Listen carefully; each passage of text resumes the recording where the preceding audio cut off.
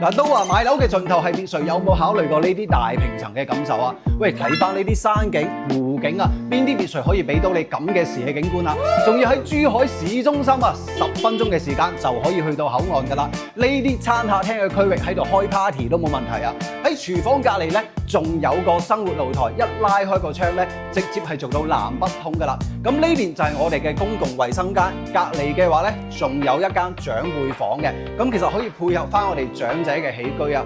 咁同埋呢個屋苑嘅話咧，呢個戶型啊，做埋專梯專戶嘅。咁成個戶型設計做到4開間朝南啊，可以見到每間房個採光視野非常之好，同埋個空間嘅話咧，個大細都係差唔多，可以擺埋 king size 嘅大床嘅。唔會話俾仔仔女女講你大細超噶啦。嚟翻到我哋主人套房呢邊，哇！睇翻呢個空間，喂，你擺一張 king size 嘅大床，3邊落床之餘，可以喺埋呢度打關鬥噶，做埋我哋一個衣帽間嘅設計，同埋嘅話咧，我哋套廁呢邊啊，做埋浴缸俾你，呢啲咪就係豪宅嘅享受咯。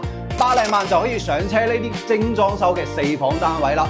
你仲考慮咩別墅啊？有興趣下方留言，我發詳細資料俾你。